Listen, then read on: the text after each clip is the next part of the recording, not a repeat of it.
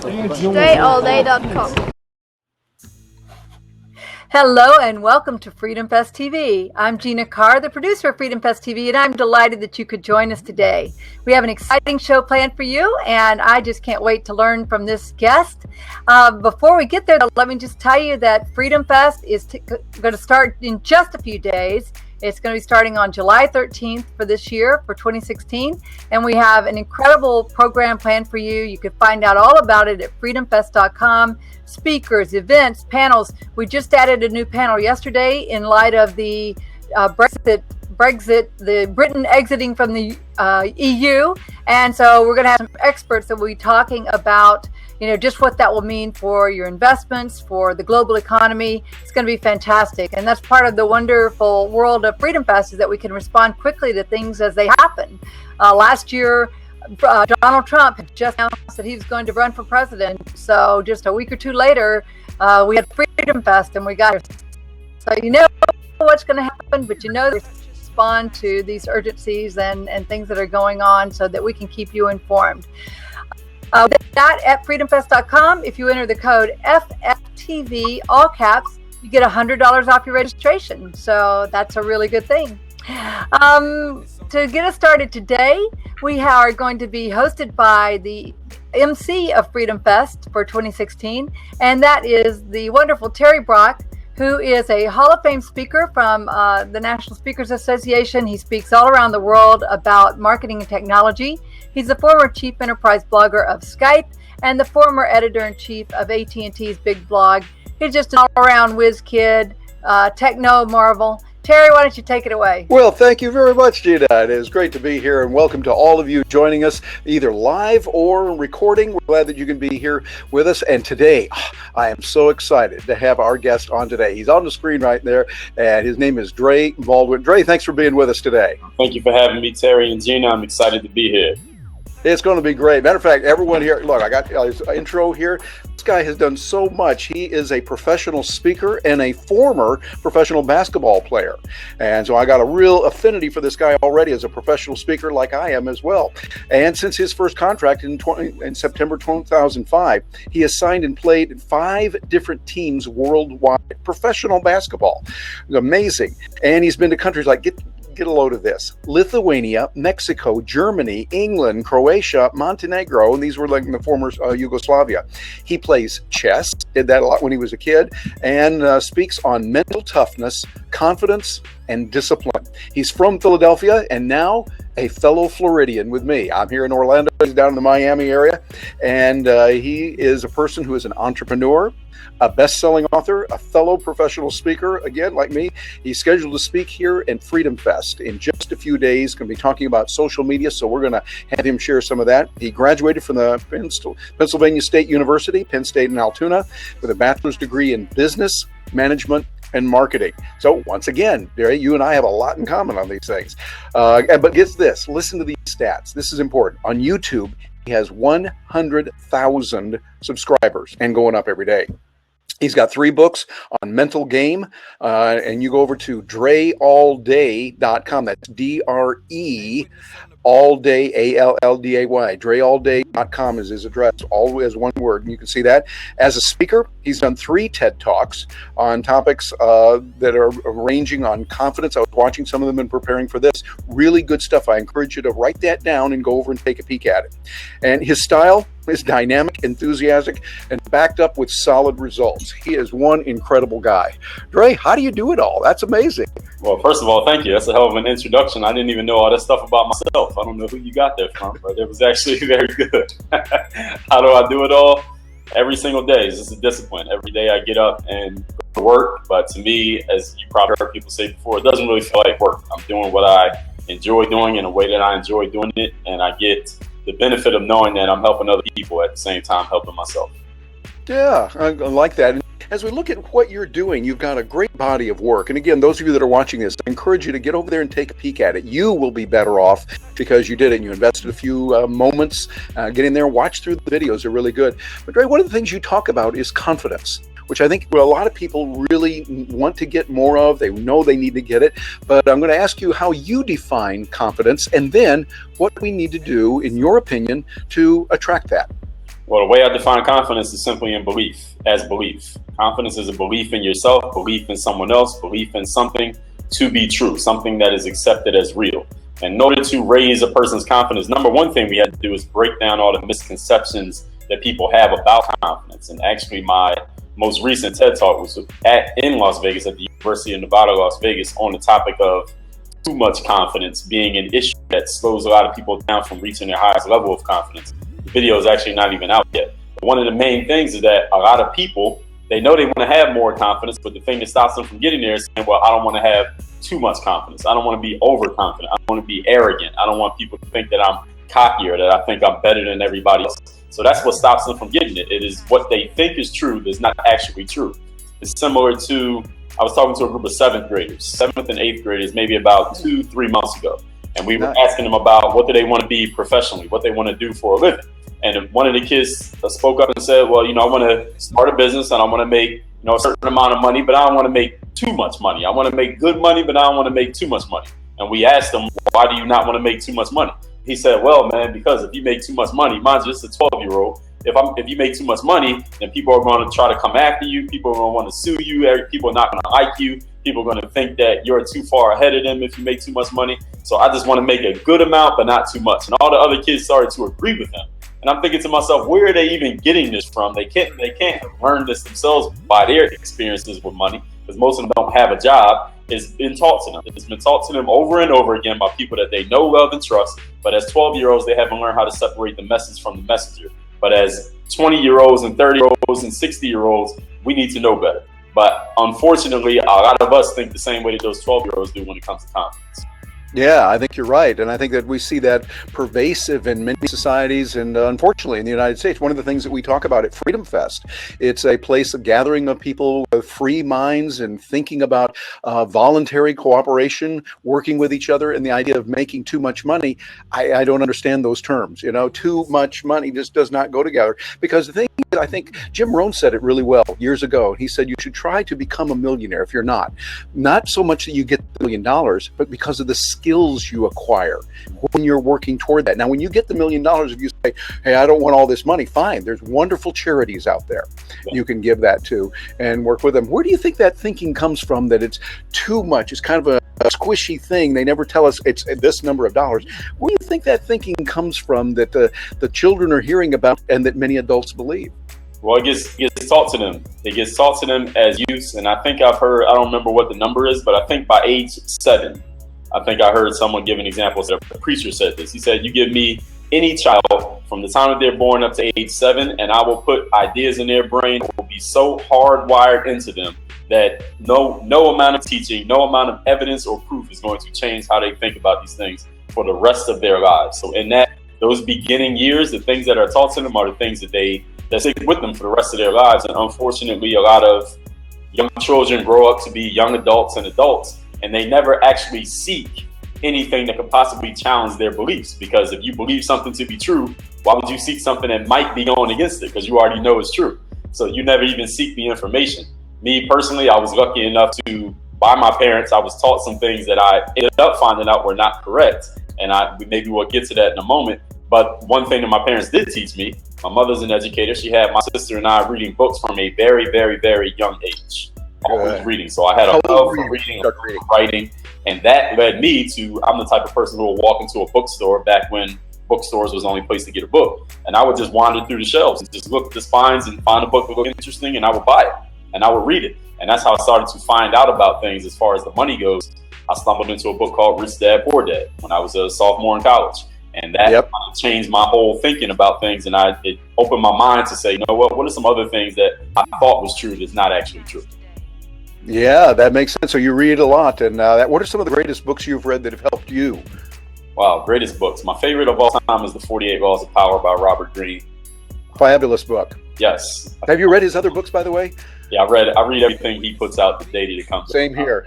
Robert Greene fan. Yeah, the 50th Law, I think, is also exceptionally good. Yes, of course. The 50 Cent. I love that one. And then 33 Strategies of War, and that really, really good stuff. And his mastery is good. He's got a new one coming out as well. But that's Robert Greene, for those of you that are taking notes, and that's Greene, Robert Greene.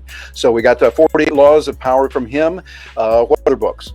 Another book is called Relentless. It's by Tim Grover. Have you heard of it, Terry? I heard of that. I have not read that one yet. Well, Tim Grover was Michael Jordan's personal trainer during his entire career. He was also trainer to Dwayne Wade and Kobe Bryant. So his book is all about the mindset. The mindset. Writing that down. How Michael to be Michael, Kobe to be Kobe, and anyone to be relentless. It's not a basketball book. It is a mindset book. It's all about the discipline, the mental toughness that allows someone to be that dominant person, that leader, that person out front. So that's another book. Man, I can give you so many. I'll go Awaken the Giant Within by Tony Robbins, which is kind of very good.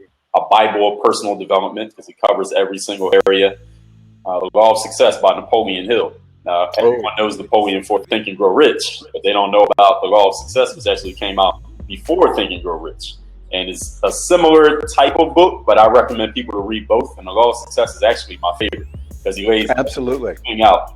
Similar to Tony Robbins, but they have completely different voices. Whereas Tony is very conversational and, I'll come sit with you and talk with you and you can feel his energy. Napoleon Hill is more, he's like a lecturer. He stands behind that podium and he lectures you, but he knows his stuff and he knows it so well. That's why his message has lived on almost 100 years after he wrote it.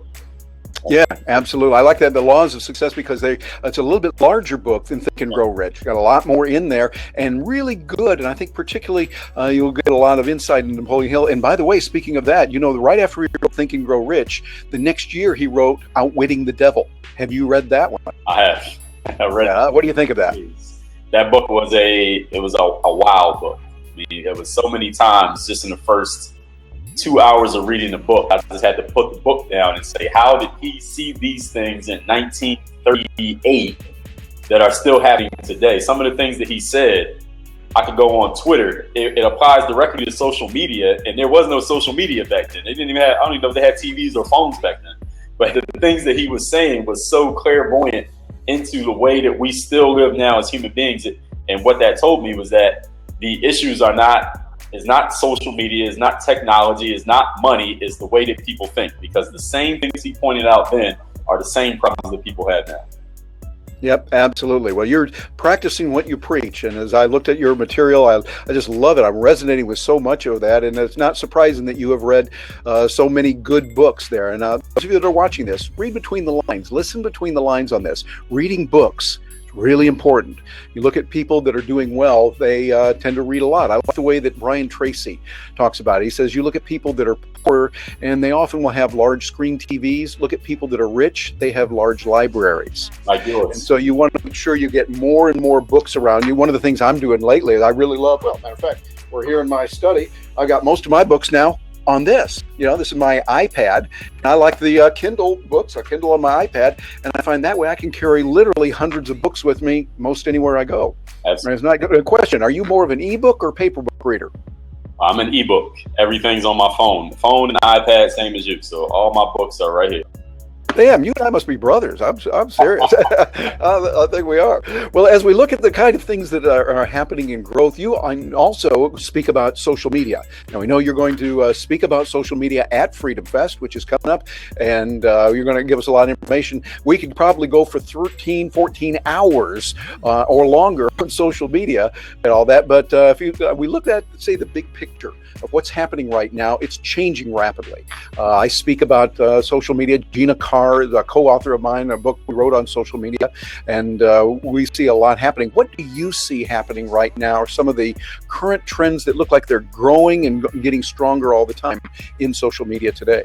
Well, number one trend, Terry, is being able to get it immediately, being able to hear what people are saying and see what they're doing immediately, such as Blab or Meerkat or Periscope, and of course, Snapchat. And the reason you know that is because now you see all the other platforms who built a big base of users in other ways, such as Facebook, such as YouTube. Now they want to get into the live streaming or immediacy kind of game as well. So being able to share what you're doing immediately in the moment so people can follow along as you do it, it's less structured, it's less, less prepared for. With Snapchat, I don't prepare, I don't put on any makeup, I don't do anything. I just turn the camera on and I just go and say what I have to say. I know it's a little bit different for us gentlemen, Terry, than it is for the ladies. But with something like Snapchat, it's just immediate. Something that's happening in the moment, you got to share it right now as it's happening. You can't prepare for it, you can't schedule it, you just got to do it. That's the number one. I think that's something seeing change in our world. It's like right now we're using video, and it's great to do it, but it's like are we, by the way, if you don't mind my asking, are you at your home right now? Yes. Yeah, so, and I am too. This is my personal home study, and I'm here right now. And you think about that, the world can see what's going on. And think, whoa, that's got some good, that it's really nice, but also, hey, there could be some challenges there too, so we got to watch out for that. But I think that there's a lot to be said. Interesting, you talk about women versus men. Women, I find, often want to make sure they're looking right, and men probably could learn a little bit from that. It was interesting when I worked with Skype as their chief enterprise blogger. Remember, we were up in New York once for a meeting. We had a lot of bloggers come in from all over the world, and I mean, we're all different countries, different places. There was one group that said, yeah, let's just get on, we can talk to each other. Another group of people were saying, wait a minute, I don't want to go on if I haven't had time to really fix myself up. Guess which gender was saying, I want to make sure I get fixed up first? I'm guessing that was the females. Yeah, that's right. It was internationally too. So it's like, it doesn't matter. But I think we can learn a lot, that we have to say, okay, this is the way the world is working. And we're doing it. Now, you work a lot with programs like Periscope, and you work with Snapchat, etc. One of the things I have not gotten into is Snapchat. I just haven't seen it. But talk to me about the business benefits of Snapchat and how people can leverage Snapchat for business. Well, the number one thing I always tell people when it comes to social media and business, because sometimes with all these platforms that are out, someone will always raise their hand and say, well, with all of these choices, which platform should I be on? Which one should I use the most? And I just reverse engineer the entire thing. First of all, you're a business person. A business means exchange of resources between what? People. So where you need to be where the people are. People who can exchange their resources for your resources. So where are people? They're on all of them. They're on Snapchat, they're on Facebook, they're on Periscope, they're on Twitter. They're on all these different platforms. So you need to find a platform that you're comfortable using, that you will use. You don't have to remember something that you'll actually use, that you're comfortable with, and start using it so that people can see who you are, see what you're doing, and they can receive your message. And if you happen to not be comfortable with that, listen, there are plenty of 14-year-olds who will work for $20 a week and do it for you. All you have to do is go find them. Exactly. I often like to say, when people say, well, how am I going to get all this done? I don't know how to do it, and I need somebody to teach me and all this. I go, this is why God invented high school kids. Okay. They're out there, they're wonderful, and you're helping them to learn skills of work, to earn money. You're really helping them, and you're helping yourself too, because you can give them some money. They are able to use it, but you're also able to get a lot more done that way. So, and I have to agree with you. I think rather than saying, well, I'm not going to, or I'm going to only get on this one, or I don't want to do anything else, I think you got to look at, where are your customers? That's the platform where you should be. Exactly. If you can find that most of your customers live on the Oogie Boogie with a thing, whatever Oogie Boogie might be, and you say, oh man, that's where they are. Well, you need to be there on that Oogie Boogie platform. Get out there and go for it. Where have you seen the most success for you in the work that you've done? Mm-hmm. And because you're on several different channels, several different platforms with it, if you had to rank them like in 1, 2, or 3, what has been the most beneficial use of your time, money, and energy? Which platforms stand out for you? Well, number one has to be YouTube.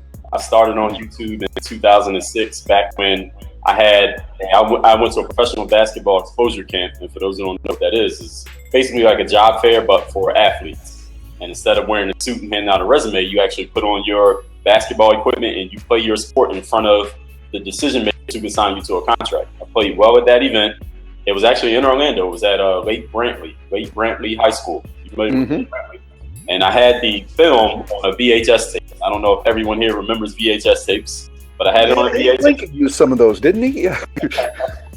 Absolutely. So I got that transferred onto a CD, put it on this new website called YouTube. YouTube debuted, I think, in 2005. Put it on the site in 2006, only for my safekeeping. Some people found it, started looking at it, asking me questions in the comments, and the rest is history. So definitely YouTube. I've used it a lot. I've gained a bulk of my fan base came from YouTube. A lot of my people who know me, like brand deals that I've done with a lot of different companies, have come through my YouTube videos. So I would have to rank YouTube number 1. Secondly, I don't even know who would be number 2. I would have maybe the live streaming. Because when I'm live streaming, one of the things that I do best, Terry, is not just speak to the audience, but respond to what the audience is asking me. So when they ask me a question, I can respond to that question. And that's how. What platform are you using for live streaming? What'd you say? What platform do you use for live streaming? I've used Facebook. I use Periscope most often. I use Periscope almost every single day. I want to do Facebook more often. The challenge is Am I going to do the exact same one for Facebook that I just did for Periscope? They need to make an app where I can do both at the same time. Somebody make that app, I'll buy it. Yeah, what would you see of the possibilities of that's something that Gina and I have talked about, of having two smartphones. One is Periscope, one is Facebook, and doing those live. What would you see the pros and cons of that? I don't see any cons. The only con is you had to go get another phone. Other than that, if you already have it, I actually had two phones, but I don't always carry the other phone with me. It's not a habit of me just carrying that phone, because the only thing I would use it for is to do the live streams. Maybe when I'm home, if I'm at home and I have the Wi-Fi, I can do it. But I haven't made a habit of carrying both with me yet. Yeah, not yet. That's a possibility, but that's good. I appreciate your insights on that. Tell us about Periscope. Periscope is something for those that, first of all, tell us what it is for those that might not know about it. I've used Periscope, enjoy it, and a lot. Tell us what it is and some of the benefits that you've seen from using Periscope. Well, what Periscope is a live streaming platform similar to what we're doing here on Blab, that you can use on a mobile phone, similar to Blab, and is only one person. So it's not one person, but one feed, basically. Yeah, one feed. Here on Blab, there can be 4 different people in 4 independent locations all talking at the same time. But on Periscope, there's only one location. So if you can get 10 people on your camera, you get 10, or it can just be you as a one person. So what I do is get on Periscope. I already have the idea of pretty much what I'm going to talk about. So I'll talk about a certain topic, share a couple actionable points people can take away from it. Then I take questions. And I've been doing that over and over and over again. And sometimes I do just an open Q&A. Sometimes maybe if I'm at an event, I'll just do a live stream from the event so people can see what's going on. And the number one thing with Periscope for me has been answering questions, interacting with my audience. And the challenge with Periscope is the question comes up and it goes away very quickly. So you have about 5 to 10 seconds to read the question, say it out loud so everyone knows what you're responding to, and then respond to it before the next question comes up and goes away. So you got to be quick on your feet with the not only reading it, but also responding to it. And I'm really good at that. That's something that I've just gotten good at, just from responding to so many comments and questions over the last 10 plus years. And through that, I've been able to get coaching clients, people who want to buy my programs, people who are finding out about me. Maybe they just stumble into me because I'm live on Periscope and they just click on it and say, who is this guy?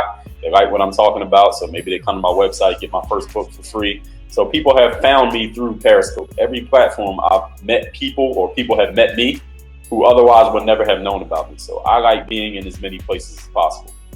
Yeah, very good point.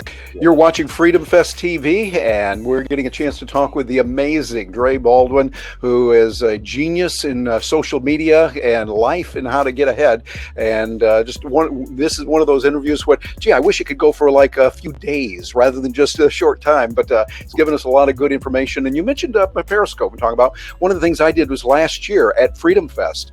We had Donald Trump there. Now, Donald Trump, of course, is a controversial person running for president, of course, and people tend to go one way or the other. I wanted to just hear him with no interruption, so I did a Periscope of him. Just got my iPhone right there, picked it up, and had my iPhone here, got it ready to go, made sure that I had whatever he was saying, wanted to listen to it uninterrupted, no edits, and let the person talk. And that's something you can do. If you're familiar with Periscope, you start using it more, I would recommend. And if you're not familiar with it, I would say it's important to get to know it. It has a lot of potential and a lot of good things. But also, as we look at Facebook Live, coming on stronger than ever now, what are your thoughts about Facebook Live, and what do you see are some of the strong strengths that we have with Facebook Live?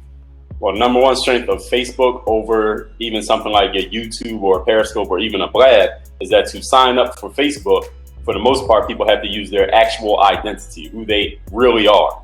You can't make up a screen name for Facebook. It has to actually be really you. So you get a lot more detailed data on Facebook, and it's a lot easier to target, because a lot of people should know by now that you can't get any traction on Facebook these days without putting some money behind what you're putting out. If you want people to see your posts, you want people to come to your page, you want people to like it, even if they're already following you or following your page, if you don't put any advertising money behind a post that you put out, there are people who are already liked your page who will never even know that post came out if they only look at their news feed. So Facebook has pretty much, they've set that up. They have a monopoly on all these people. So they said, okay, now you got to spend money for the people who already decided, they already agreed to see you, to actually see you, you got to spend money. So number one thing I would say, well, that's a benefit for Facebook, but for the actual users, such as myself or yourself, Terry, is that you know exactly who these people are and you can target specifically who you want. So if you want 18 and 19-year-old males who are from Pine Bluff, Missouri, who also like basketball and reading books, you can target them specifically and get that specific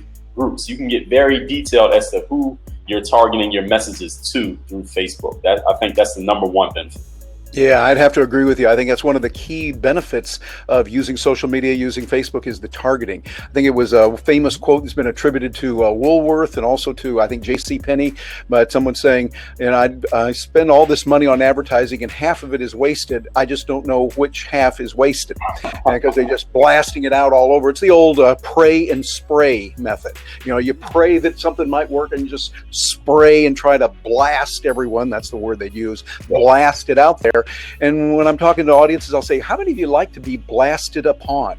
Anyone? Nobody. We don't want that. Well, why would you do that to others then? Why would you blast? But instead, you encourage people. You get to know them. And like you said, one of the strongest features of Facebook is you can really pinpoint age groups, geographical interest groups, and you're seeing what's going on. That's what Facebook wants, and that's where their real power comes, because they know not only what your age is and your sex and other things like that. That's nice to know.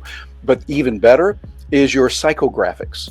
What you like, what you don't like, the kind of groups that you hang around. And if we see people that have these kind of psychographics tend to like this product, now we know we can find others that have those same psychographics and put them up there. That's a real good thing to do that. What would you recommend to someone that says, gee, I need to know more about Facebook advertising, I need to know more about this kind of thing? What would be a good source for them to go to, Dre? I don't know any one particular person who would be a good source, but the great thing about the world we live in today is Amazon's a great source. Google is a great source. The iBookstore is a great source. So go there and buy, invest $30 in 5 books on Facebook advertising. Read all of them, and you're going to get something that you can use there. You can go online and find someone who's running ads. I would say if you don't know what to do on Facebook, this is a simple way to figure it out. Go to your Facebook feed, find someone, go look at your news feed, and look at someone who it seems like their post is always up there over and over again. The same post is still up there day after day after day. You know that they're paying money to boost that post. That's why it keeps showing up on the news feed. So message that person directly, because you already know them because they're on your news feed. Message that person directly and ask them, hey, I'm interested in Facebook ads. Who's your guy or girl who's helping you with your Facebook ads, or do you do it? And can you help me out with it or give me some tips on it? And they'll tell you, because number one, they already know you. So it's a warm market person. And number two, you're asking them about something that obviously is working for them. They wouldn't keep running that ad if it's not giving them an ROI. An ad does not appear over and over again unless it's working. So ask that person directly how they got that success with that ad, and they'll tell you. Absolutely. Thank you for saying that. Those of you watching, if you're watching this on recording, you might want to rewind and listen to that again. That is wisdom, and that could put some money into your pocket, which is something we are definitely for profit at Freedom Fest. And for people getting out there and in a free society, free minds, free society, free enterprise, letting people get out there and work and achieve that. And it'll be good. Well, I want to jump over to another side that you talk about. I was really fascinated when I looked at your material, your site, and what you've been doing. And you have a thing called WOYG. Yes. WOYG stands for something real important. Work on your game. And I'd like to hear you describe a little bit of that is, and how can we work on our game best? Well, work on your game is a philosophy that encompasses mental toughness, self-confidence, self-discipline, doing the things that you need to do to get to where you want to go in life. And all of that begins with you actually knowing where it is actually that you want to go. And work on your game came from back in 2008, 2009. I had been putting out some YouTube videos, not in the volume that I do today, but I was putting out videos, starting to build a little bit of a fan base. And some people would comment, and they would always ask me for tips and advice. Hey, can you give me some tips on how to dribble, some advice on how to make the basketball team, some tips on why nobody passes me the ball in the game? And the thing I said to them in this video was, listen, the reason why you're not getting the success that you want is the exact reason that the fact that you're watching this video. There's someone who at your school is going to take your spot on the basketball team this upcoming fall, because while you are here on YouTube or playing Xbox or watching TV or hanging on the corner, that guy or that girl is on the court practicing. That guy is in the gym lifting weights. That girl is out on the track running and getting in condition. So what you need to do is stop watching YouTube, stop watching my video, get off the video games, stop hanging with your friends, stop watching TV, and go work on your game. And the game that I refer to you don't have to be an athlete to work on your game. If you are a lawyer, you got to read and know what's happening in the law. If you're a tax attorney, you got to know the new tax codes. If you're a speaker, you got to update your topics so that you can reach the proper audience. Whatever it is that you do, if you're a teacher, you got to make sure you're able to reach these kids and speak the language that they're speaking. So everybody has a game. And if you don't update your game with the times and update your game with your audience, then the audience is going to pass you by and your competition is going to pass you by. Everyone has competition. Everyone has a game. So everyone has to always be working on their game. Absolutely. That is incredibly important information, and I have to agree. I think one of the things I found in life is when I know I'm going to be going down at the moment that I sit back and go, hey, I'm pretty cool here. I've been doing well. Yeah, pat myself on the back. I've done well. Prop my feet up on the desk there, place my fingers behind my head. That's the very moment that things start going out. But when you're out there hustling, when you're out there going for it, a new challenge, I got to get better at that. Didn't do as well as I wanted. And you force yourself to get out there. It seems like that's where we do better. I think it's something about human nature. What do you think? Absolutely. I think, of course, human beings, we all get comfortable. We get comfortable when things are going well. And then when things are going bad, we don't have anything to fall back on, because when things were going well, we were just relaxed and not doing the work. So the hardest thing is when you're getting the success and things are happening the way you want them to happen, you remember what led to the success. Not the fact that you're in the success, but what led to it was all the work you did. Basically, you reap what you sow. So if you don't sow any seeds, you're not going to reap any harvest. Absolutely. I think it's like Dennis Waitley said it a while back. I thought it was really good. He says you need a goal that is within sight but out of reach.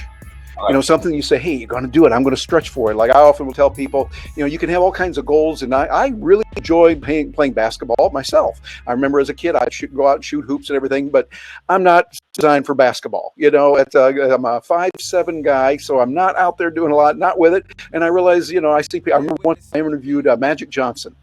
I interviewed him with American Express when they introduced a card, and they asked me to be there. And he and I both grew up in Michigan. Okay. He was in Lansing. I was in the Jackson area.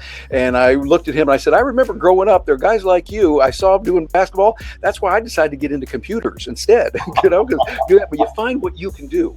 Get into that. And even though Magic Johnson has done a great job at that, I decided not to go into the basketball. But you want to make sure that you keep your game up. And I like that, work on your game. What you're saying, we've got to stay on top of it all the time. How do you do that, though, when you feel like it's that time of day or that day when you're going, I really don't want to, and your brain is giving you a lot of rationalizations. Yeah, you're a little too tired. Your knee might be hurting you, or whatever the nonsense comment is that's going in there. Your brain is telling you don't do it. How do you break through that and get out there and do the push-ups, the running, the shooting, whatever it is you need to do to practice for you? How do you motivate yourself on that, Dre? There's several different ways it can be done. It really depends on the makeup of the person. If you happen to be a very competitive individual, you can remember who else is out there working when you're not working. In basketball, they say every minute that you're not working on your game, there's somebody in the gym shooting jump shots getting ready to take your spot. Mark Cuban of Shark Tank, the owner of the Dallas Mavericks, he says, every day I wake up and I ask myself, if I wasn't me, how would I plot to kick my ass in business? How would I plot to take my spot in business? And I go out, this is Mark Cuban talking, I would go out every day and work to make sure that person can't do it. Let's work to make sure whatever holes I notice, make sure those holes get closed up. And overall, the number one way to make sure that you get over that hump, that third day, is kind of like I talk about in my first TED Talk, which is about the third day. First day, you join the gym, let's say. First time there, it's new, you're feeling great, you got some new gym clothes, some new sneakers, you're excellent. The next day, okay, half of your body is sore because you worked out, but it's still new. You only been there 2 days, you got some new workout socks to wear, it feels good. But that third day, your whole body's sore. You don't want to hear the trainer anymore. You're tired of the smiling person at the front desk. You don't feel like going to the gym. Your body is not used to this. It's rejecting everything you're saying. Your mind and your body are having a difference of opinions. What are you going to do on that third day? Now, what you choose to do on that third day, whether you get up and go to the gym and work like you're supposed to, or you take the day off, it may not seem like a big thing that moment. In that moment, you're not going to gain 300 pounds if you don't, and you're not going to get a whole bunch of big muscles and 8-pack abs if you go. There's not going to be much visible difference on that day. But the mentality that led to that over the course of 3 months, 3 years, 10 years, there's going to be a huge difference that you can't even tell that these two people used to be the same person. So it's just a matter of, do you have the discipline to show up? And the number one thing that leads to that discipline is you having a compelling goal in the first place. If your goal is not compelling enough, meaning something that will drive you, number one, but also something that you actually believe you can reach, then you're not going to go for it. Yep, exactly. Matter of fact, I noticed a comment coming in correlates to that. Evan Taxi said, almost all people want to love and money, yet no one wants to do the work to get what they want. We always say, yeah, I want that. I want to have the money. I want to have this. But as Evan Taxi says, you're absolutely right. That's what we got to do. And by the way, those of you that are joining us live right now, if you would like to ask a question to Dre, come on board. You'll see that on the screen, you have that call in.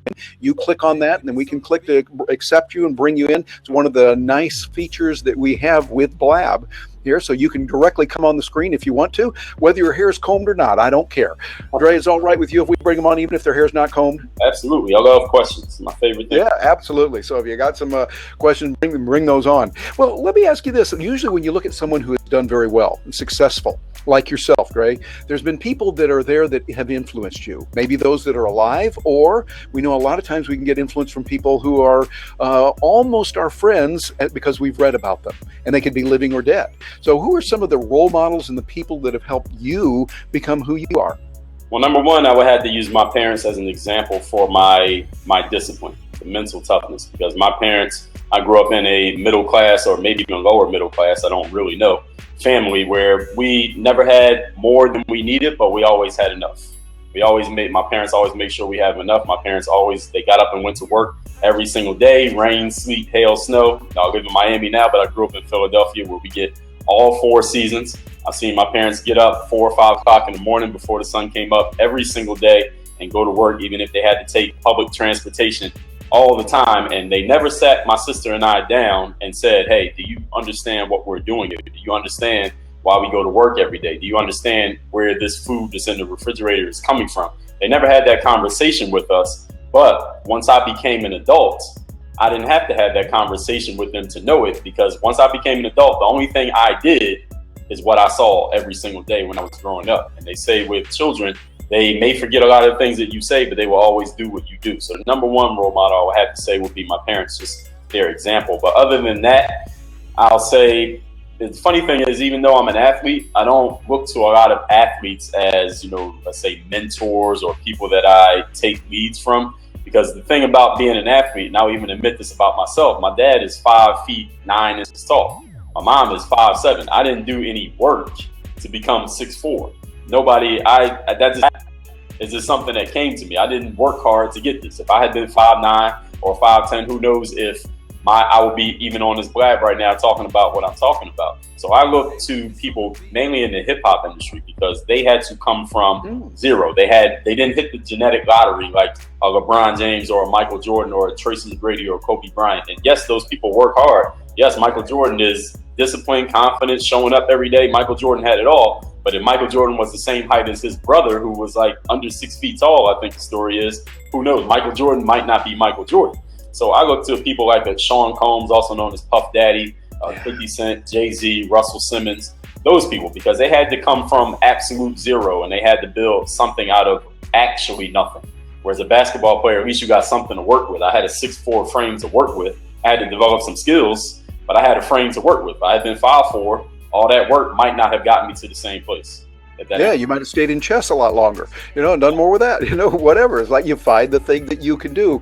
And as I say, if I set goals, if I had a goal to be starting center for the Orlando Magic here in Orlando, not going to happen. I could get better. I could get trained. You do a lot of training with basketball. If I sit down and I said, I'm going to pay whatever it takes and I need you to show me how to get better, I can get better. But that doesn't mean that I'm a failure at everything. It just means, hey, maybe doing that one job is not for you, but there'll be others. And it seemed like the key to success, correct me if I'm wrong, or I'd be interested in what you think, is find that area that is right for you. You experiment, you try a bunch of different things, and that's good. But when you find that thing that you've got, you're in the groove, you just feel like this is for me, that's what you need to really hustle on. Get in there, learn what it is, beat your brain into submission. Do whatever you need to learn and learn fast as well. Read a lot, memorize, learn how to do that. And in physical, discipline yourself, get the training, get the coaching so that you're training your body in the right way. You can do it the wrong way. Even if you think you might be trying to do the right thing, get help from those that are professional. At least that's what I think. Dre, what are your thoughts on that? I agree with that. You got to get around the people who are playing at a higher level than you're playing. I was actually just talking about this on Snapchat maybe about an hour or two ago. You got to get around those people, right? David Thorpe, he's a guy who trains NBA players or players who are on their way to the NBA. And he said many years ago in an article, the quickest way for a new player to get to the playing level of being in the NBA is to be around other guys who are already in the NBA and playing with them every single day, getting your ass kicked up and down that floor because you have no choice but to adjust to the way that they play. You have no choice but to adjust, or you're going to have to not stop showing up to the gym. And it's the same thing in anything. When you get around other people who are playing at a higher level than you, one or two things are going to happen. Either A, you are going to adjust and start keeping up with them at a level that you didn't even know you could get to, and you probably never would have gotten to if you didn't get around those people. Or B, you're going to say, you know what, I can never be like these people, and you'll quit. It's either A or Absolutely. I agree with you completely. I remember a few years ago, actually it was right here in Orlando, before I lived in Orlando, we were having a meeting of the National Speakers Association annual convention. I was on the committee there working with the planning of it. And I remember my job, I'll put that in air quotes here, my job was to go to the airport and pick up one of the speakers who happened to be Tony Robbins. I picked up Tony Robbins at the airport, saw the people swamped around him, everyone wanting to get autographs, and he was just really gracious and kind all the way through. And then got in the limo with him. So here we are. We're just there in the limo. We're working with him. And then we got there. I thought, okay, I'll get him here to the hotel and he'll check in. That'll be good. But he goes, by the way, Terry, I got some questions. Would you mind coming up to the room and talking with me? And I thought, yeah, I think we could work that out. So I was there for like an hour and a half, just me and Tony Robbins in the room talking about things. And I remember him talking about something so important that relates to what you said. He said, so many people don't want to pay the price. They don't want to put in the time, and they're not willing to part with their capital to learn this. So if you want to hang around people that are really good, you've got to give them something. Now, it doesn't mean you give them money. Sometimes that's appropriate in business. That's good. But it might be you find out what they need and you help them get that. You got to get your own game up, work on your game, as you say, Dre, work on your game and get so good that now you have value to give to other people. And so that they know you, they see who you are, and they realize you can get value from them. Dre, that's what you have done. You've identified it. What was it that gave you the ideas and the motivation to pay the price that you have paid to learn? You have gone to school, you are constantly reading, constantly working out also. What is it that's driving you that helps you to get ahead? Well, first I got to ask you a question. Before I even say that, I was Snapchatting is crazy. I'm Snapchatting the screen kind of while we're talking here. And I was just talking about that on Snapchat. I was just saying that sometimes you got to part with your money to get around those people. And it doesn't mean you got to make more money. It could be the same money that you're spending on things that are not helping you. Just redirect that money somewhere else and it can get you the things that you want. But the question I have for you is, what year was this that you were picking up Tony from the airport? Because I know he has. It was 1992. It was a few years ago. Okay, so this is before he got his own plane. Yeah, he actually flew commercial. He flew commercial. It was a Delta flight coming in from Los Angeles. Okay. That's when he lived out in California. Now he lives in Florida, like you and I do, because we have much more reasonable state income tax here in Florida. 0. And for my Freedom Fest buddies, we know that 0 is a very reasonable form of taxation. Yeah, that's a number we've all agreed to. But yeah, it was really inspiring. Matter of fact, I'm going to share something with you I haven't shared before much at all. But while we were there in the hotel room, it was really interesting. You can often tell a lot about a person when they're under pressure. Where something's kind of uncomfortable and you see how they react to it. And Tony and I were talking. We were talking about the planning. He wanted to ask me about the group and what he could do to tailor make his program even more for the group the next day. That's why he wanted me there. And the phone rang. So he picks up, hello, and goes, no, it's not me. It's must be a wrong number. So, okay, thanks. Hung up. They called again after a few minutes. Same guy. Hello? No, not okay. I hung up. Then a few moments later, somebody else called. Then it was the same person, I think, called. And rather than getting upset, which would be kind of natural for people to say, hey, stop calling me or something like that, Tony Robbins just saying, hey, hope you have a good day, but no, this is not that person. And he hung up. And I realized he was gracious even under fire, even under pressure when things get rough. I mean, at that moment, I realized this guy's good. And he had no reason to try to impress me. And it was just doing that. But I thought that's important. I find, and I'd be interested in your comments on this, you find out a lot about a person when they're under pressure or they owe you money or there's something that's going not the way it should. Often you find the true mettle and the true character of a person, I think. What do you think about that, Dre? Absolutely. I mean, we've all had those challenges. I'm sure you've had plenty of those challenges. I had plenty of those challenges. And those are the moments those are the pivotal moments when a person becomes what they're going to become. Those are those moments where you can go left or you can go right. And it just matters how you respond to those challenges, whatever they happen to be. And the higher your ambitions in life, the more of those challenges you will face. So you will get more chances to test your mettle. That is, and the higher your goal is, whatever it happens to be. Very good. Well, and those of you that are joining us, you're watching Freedom Fest TV, talking about the event Freedom Fest, which is coming up in July 2016 as we're recording this, or it's a few days before that. So you still have a chance to get in there if you haven't, and you definitely want to follow that. Look at freedomfest.com and just click on that tab of speakers and notice the speakers who are going to be there, including Dre Baldwin, who's our guest today. And this will be an intellectual feast for you. You want to be there because you're going to learn a lot, but also think about this. Dre, by the way, are you going to be there for the full event of Freedom Fest? Yes, I will. I think I might miss a little bit of the first day, but I'll be there for the rest. Excellent. Think about this. Those of you who are watching, you got a chance to meet somebody like Dre. Walk up, shake his hand, talk with him a little bit. And remember, don't just say, hi, do something nice for me, or do this for me. Find out a way that you can help him. How are you going to find out what he needs help with? Go to his website. Go to where he is on social media, as many places, and find out what you can do that's going to be helpful to him and to others. As you see other speakers there, find out what you can do to help them out. That will be real important. And of course, we do have the availability right now in the few minutes that we're still here. If you have a question and you wanted to talk to Dre, you're welcome to come on board. We've got the technology for that with Blab. You just click on that call in button. We click again to get you on there, and you're on screen. And as we're waiting for that, before we close down, I want to go back to YouTube. You said that YouTube is your #1 channel, and you got, what is it, over 5,000 videos? Yes, over 5,000. Yeah, over 5,000. That's a lot. That is a lot of videos. And it's not, I don't know of any one that has more than that. There might be someone out there. I don't know, but that's a lot of videos. Could you give us maybe just a short capsule of some tips and tricks for someone who has worked with YouTube a lot? Suppose you were sitting down for coffee with someone. They were advanced level use of YouTube. What would you tell them that you've discovered recently that helps you in your YouTube work that they might not know?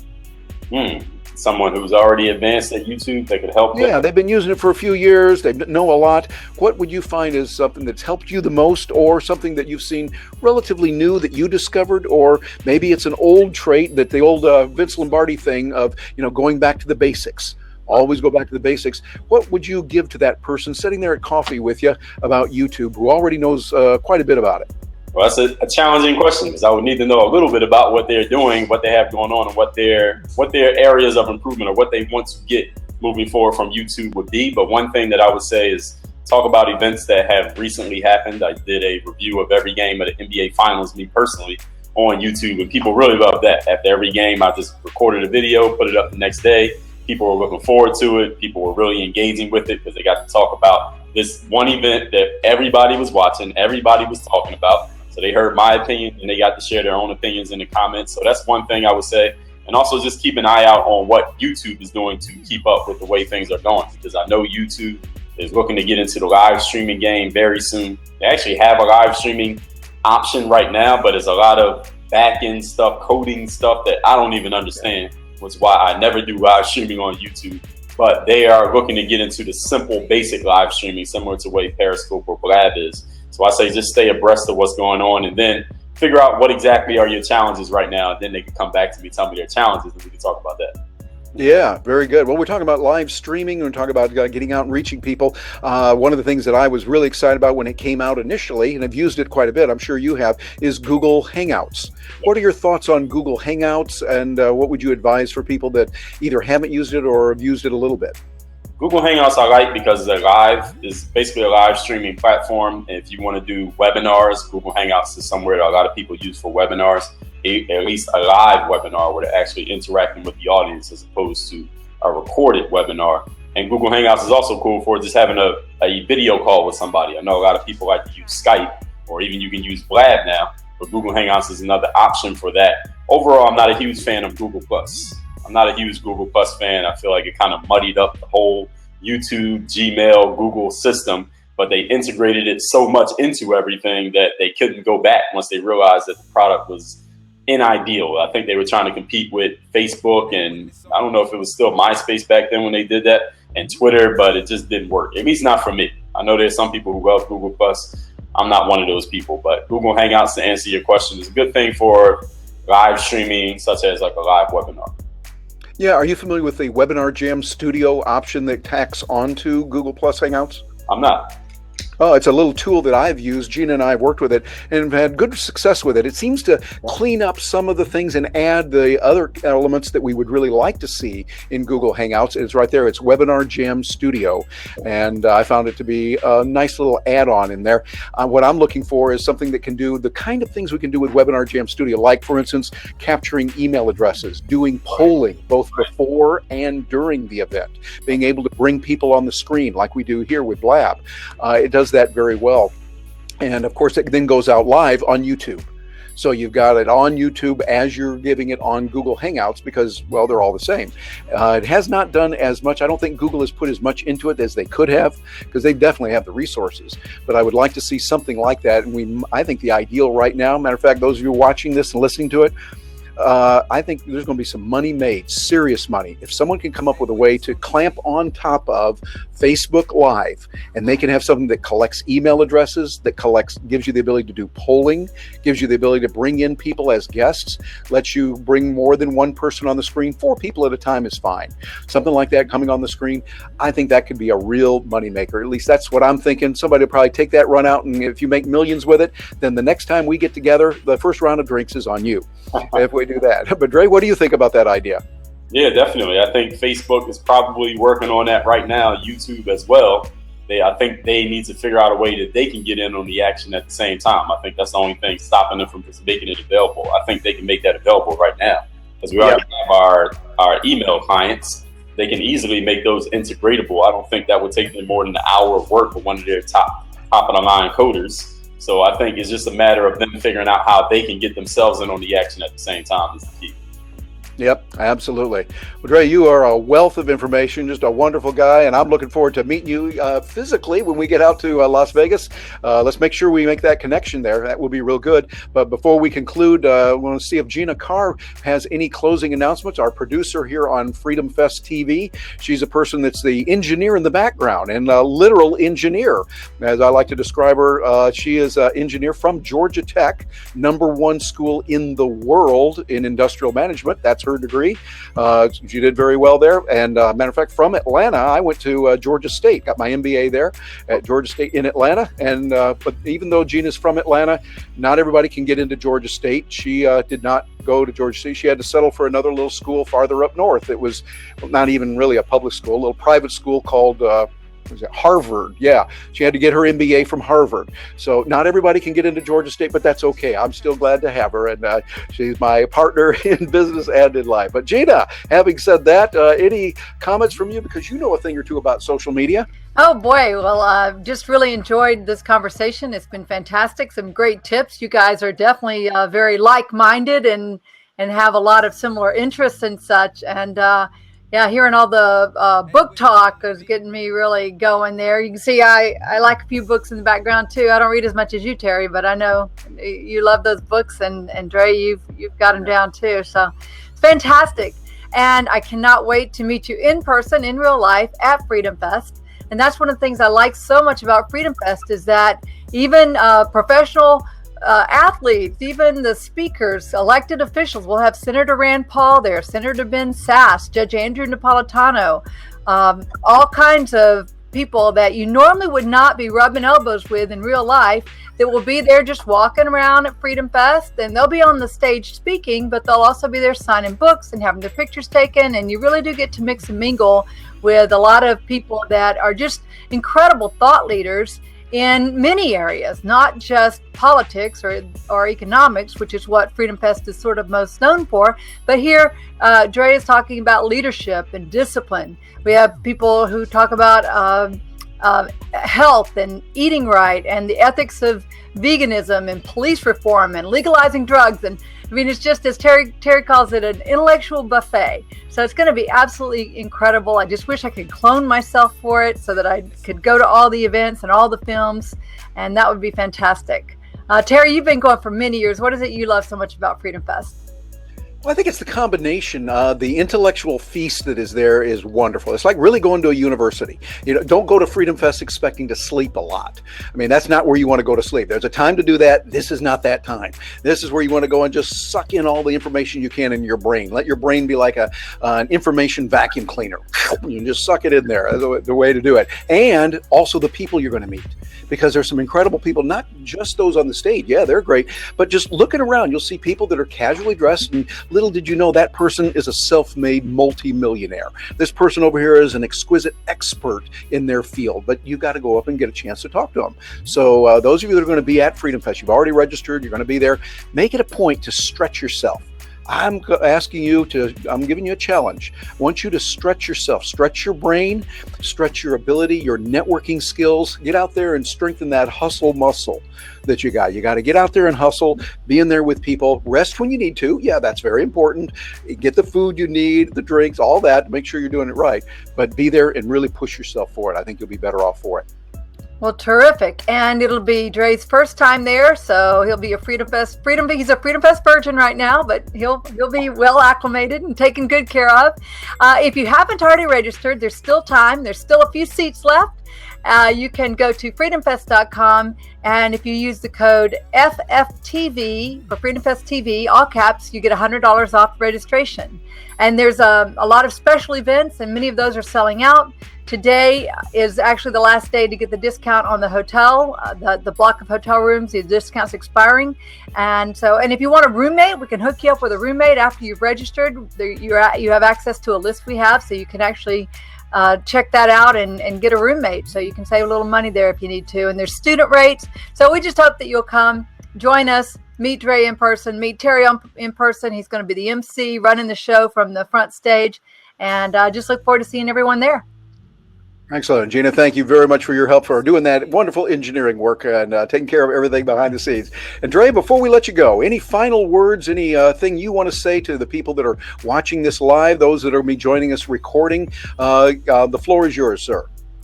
So all the people who are watching this live, if you have an opportunity to be at Freedom Fest, make sure you get yourself to Freedom Fest. It's at Planet Hollywood, right? Planet Hollywood, Las Vegas. Yes. It is going to be a huge event. Go look at the website, see the people who will be speaking there, even if they're people you haven't heard of. If you like this conversation that we're having right now, imagine if there were, 100 or so people speaking on different topics with the same level of information and this kind of conversation going on back and forth for 4 whole days, and it's in Las Vegas at the same time. I mean, what more can you ask for? Come to Freedom Fest. Bring your notepad, bring your phone, bring a charger for your phone, because you know it's going to die during the day, taking pictures and Snapchatting. Be there, soak it in, get all this information, and then with everything that you learn, go back home and work on your game. Excellent. Dre Baldwin, an honor to have you here, sir. We really appreciate it. Looking forward to seeing you at Freedom Fest. And for those of you joining us, thank you for joining us, for taking your time, the most valuable resource, taking your time to be here, to listen to what we have to say. We want to hear from you. You have been kind enough, many of you, to leave comments. We really appreciate that. And if you want to follow up later, you've got our contact information. I'm Terry Brock with terrybrock.com. Freedomfest.com is where you can find the information you want. You got to just remember one site, freedomfest as one word.com, and you'll get all that information there. So on behalf of the entire Freedom Fest team, thank you for being with us, and we look forward to seeing you at Freedom Fest very soon. And go out there and make it a great day. What could you not do with more confidence? Less attention to the negativity of other people, more focus on your goals than nothing else, and not letting unfortunate circumstances slow you down. Would all of those help you out? Well, go to dreallday.com/bulletproof. Check out my new 8-week course called Bulletproof Mindset. Get started, and I'll see you over there. Work on your. If you're on Snapchat, hit me on the Snap. My Snap name is @Dre Baldwin. You already know how that works. And I got a podcast, if you didn't know. It is called Work on Your Game. It is an everyday podcast where I talk about getting yourself into the right mindset, that bulletproof mindset. Getting yourself seen, heard, known, getting the exposure you want, and making things happen in your life instead of waiting for things to happen to or for you. Subscribe to that podcast. We're on iTunes, SoundCloud, and Stitcher. Make sure you check it every single day. Make sure you're subscribed so you catch the heat. Work on your game. Dre Ball, Dre Ball, Dre Ball. I feel like Dre Ball, Dre Ball, Dre Ball. I feel like Dre Ball, Dre Ball.